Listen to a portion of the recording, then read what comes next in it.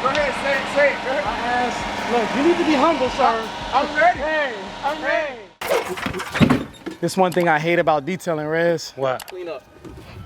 This. All these wires, all these equipment. When you have multiple people helping, sometimes it gets messy because we're all just grabbing stuff. If we can have a designated person that's a cleanup person. Hey, are you done with that? You know what I mean? If everybody's just go, go, go, this is what you get. And that's a problem. That it bothers me so much. Yeah. Because I'm a go person too, so. Uh-oh, Hunter, what you trying to say on camera, Hunter? What I'm trying to say is you picked it up. Ain't nothing needs to be said, man. You know? That's, hey, hey, check this out. That's how you remain. This is a tip and trick to remain kind. See how I threw that out there? It wasn't aggressive. It was just, hey, we're all busy. We're all movers. I ain't even got to tell him, like, hey, I need you to start picking. I don't understand how it's 100 degrees out here and the shade tree just got thrown over. Shade tree just got thrown over. You know, I ain't even understand. What you trying to say? It's a big tree. We got all the shade we need. Hey, that man throwing shade.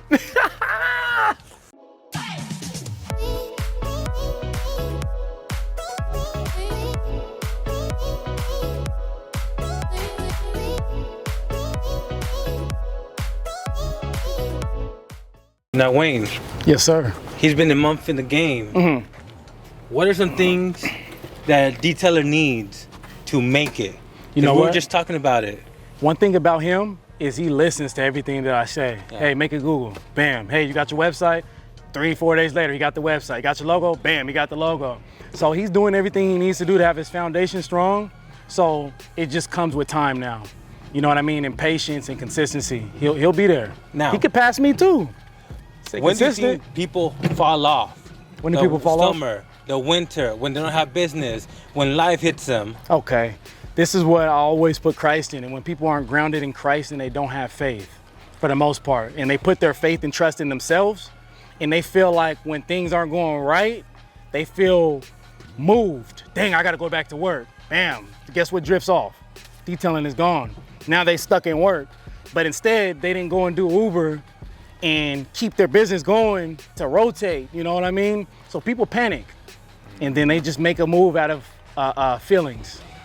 What would you say to someone that's going through that right now? That's going through that? They're not getting a lot of business. They got their significant other saying, hey, you need to go get a real job. This isn't working out. Mm-hmm. What do you got to tell them? You know what? I'm going to be honest because I went through it. If you don't have a relationship with Christ, I'm not going to be able to relate to you. Because when I went through it, I told my wife, I'm the head. I have to lead. I need you to trust me.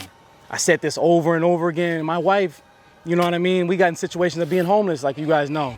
And like, hey, what's going on, you know? And through that, her like, okay, I see it's coming together. I'ma just be patient. And she was patient and she helped me, she uplifted me. And I got to where I'm at by, hey, I need you to trust in the Lord, read your Bible, pray. And she stayed doing that. And hey, look where look what God got me. So how does she feel about the business now? How does she feel about it? She's leaning more towards being a helper. You know what I mean? It took a lot of work to get her there because my wife is not a business person. And for her to see the success and for her to be a part of it now, she's just like, wow, like I'm starting to enjoy this and just not putting too much on her. I put a lot of weight on her and expected her to do certain things, and that's when I was let down. So if I just be patient with her and show her that this is exciting and not so much business and run around this and that, then she just slowly starts to, I start to like it. I only work one day, you know what I mean? She just naturally goes in, so patience. And we just had that talk. We just had that talk. Hey, how come this customer's going all out on this car? They're selling it. Anybody in the Sacramento, California area, Elk Grove to be exact, this one's selling for $2K. $2,000? $2,000, yeah.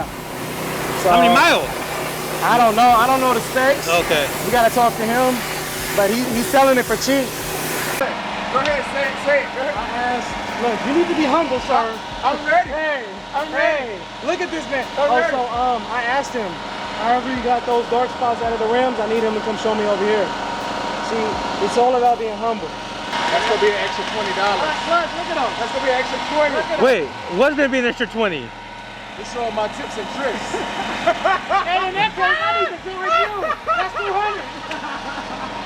look at that. Now I'm gonna backfire it on him. Hey Wayne. Yeah. Quick question. Talking about detailers when they're gonna make it, what do you think is the most challenging thing about the detailing business? Is it the customers, the weather, the money, the business part? Clients, getting clients. Because even till now, I have my dry times. You know, a whole week could be slow. 1 to 3 details. And sometimes one day out of the week, I'll get no details. And I'm out there still pressing, handing out cards, promoting, swapping stuff up. Then all of a sudden, the next 2 weeks, I'm swamped. 3 to 8 details. So I would say building a clientele and getting your name out there more to get more clients. So that's just the process. That's it right there, man. That's what's gonna make or break detailers? That is, because you gotta understand that the more years you're going, the more consistent you are, you'll get so high up that everybody's gonna know about you, and that's the goal. You gotta touch everybody's car and continue to stay in people's face. That's the goal, everything you do. Cards, marketing, calls, emails, websites, everything that you could do, you should be doing it. What do you think about the detailers that take a break during winter because it's slow? Or they take a break because of this and that? No days off. There's somebody out there that's getting it in the wintertime like me. Getting it out there with the canopies open, in the rain, getting soaked. Like, I gotta provide and pay my bills. So it's those people out there, blood, sweat, and tears, and then you come along, man, why I ain't got no business, man? It's summertime. And that person that grinded in the winter is like, hey, I'm eating. You took time off? That's where you went wrong, brother. Hey, keep pressing. Hey Wayne, I've been noticing, man, you've been training a lot of people. You know what? I'm gonna be honest, I like to be a blessing, Rez. People, they ask like, bro, why are you doing this for me? I was created to love people, to be a giver, to be blessed, to be a blessing. That's what I'm always preaching. So when people come along and they pop up, this man popped up at the shop like, is Hunter here? I wasn't here. That man stayed for like 2 hours, left, came back, posted up, waited on me because he really wanted it. He was hungry. So I love the fact that he wanted it that bad, and I seen that. And you know, I want to help people that want it, not people that want a quick, easy get rich. You know what I mean? So now he's here helping me. So could you tell, based on how many people you talk to, who's gonna make it and who's not? You know, people come and be like, I want to be the next detailer, this and that. And you already know, you can already tell the signs. I'm gonna be real, I could tell after like a couple weeks to a month. Like, let's say I gave them advice and they didn't follow it. Oh, I still didn't do that. Nah, I didn't hand out those cards. Nah, I just still been doing this. So the same thing that they've been doing, they're still doing. That's what I'm able to tell, like, bro, that's it. I don't tell them, but I'm saying if you don't do that, you're not gonna make it. Got it. Simple as that.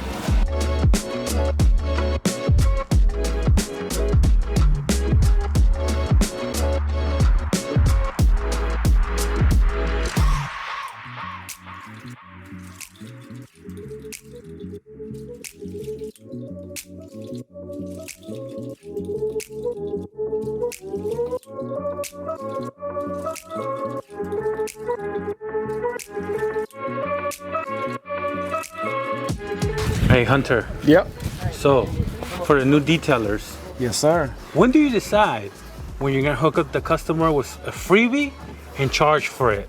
One example was the headlights. It could use a little bit of love, Right. but it's enough for an upsell, in your opinion. You know what? I wouldn't charge that man anymore. If I feel like I want to bless him and I feel like being a blessing, then I just go ahead and do him. But I'm tired. I'm gonna be real. You can hear it in my voice. I asked him if he wants to knock him out, I'll do everything else while he does it. I wouldn't upcharge for that, no. Hey LA, how many times have you done this before? Not many, man. Honestly, this is probably my 4th time doing this, to be honest. So sir, what's your name? Jerry Braxmeyer. And how did you hear about Hunter's Mobile Detailing? I did a search for Elk Grove Mobile Detailing, typed in the information, it came up. I had several individuals that actually do mobile detailing, and Hunter's was first. I took a look at everyone else, kind of just to see where they were located. Called him first, and he picked up, And that to me is important because a lot of these times you call these individuals, they don't pick up, they leave, you got to leave a voicemail message. So he was personable, it was cool. I actually got a good vibe from this guy, so I said, you know what, let's use him. Got it. And did you know what package you were looking for? Or did he have to explain the packages? I told him what I was looking for, and he told me exactly what I was looking for. He told me he could take care of me. I said I needed detailing inside and outside. I was trying to sell his vehicle, and he was right there. He gave me all the information, and he's here today. Got it. Now, what would have happened if he didn't answer? I would have tried to call some other individuals. I had some other friends on Facebook that were giving me some information who I trust and and who I trust their opinion. But I actually went on my own gut and called him, and thank God he picked up. All right, man. And you have a charity. I do have a charity. It's called Heart of JB. Can you tell us more about it? Yeah, it's a charity I founded back in 2017. We give bikes to underprivileged, high-risk foster youth. I was on the board of the Elk Grove Food Bank as the vice chairman for several years. I was on the board of the Elk Grove Chamber. I ran for office here in Elk Grove. I've been in Elk Grove my whole entire life. And so I saw a need for kids who basically don't get a bike. And a bike, the first time you get a bike, that's the first sign of freedom. So we started giving bikes out. Next thing you know, 6 years later, we're a full-fledged charity, and we've given out over 1,000 brand new bikes. Let's say somebody wants to help out the cause. What can they do? Heartofjb.com. We have a golf tournament every year. We've got a golf tournament coming up next June 19th of 2023. We just had one on June 20th, and we had 147 golfers out there. And you just want to donate, you can go onto my website and donate. Yep. Quick explanation of what we're doing. So pretty much I looked at my phone and I typed in my name. I'm out here in Elk Grove. And I didn't rank the top when we looked. Like I was way down, like 15 people down. And then I finally found myself. So I was wondering how he found me with me being way at the bottom. And somehow I must have been ranking higher than what I seen from my phone. Okay, versus. so mobile detailing Elk Grove. So then I went like this. And then you're. Oh, there I am. I'm first. So, oh, you know what? It's an ad. Right. So it's just Google Ads. Wow. Man. But so I went down. It says I looked, best match. So I looked like this, and I went down. I was like, okay. Where's Orange Grove Avenue? Can you click it? Yeah. I want to see what it shows you. Goes up to your website. There it is. There you are.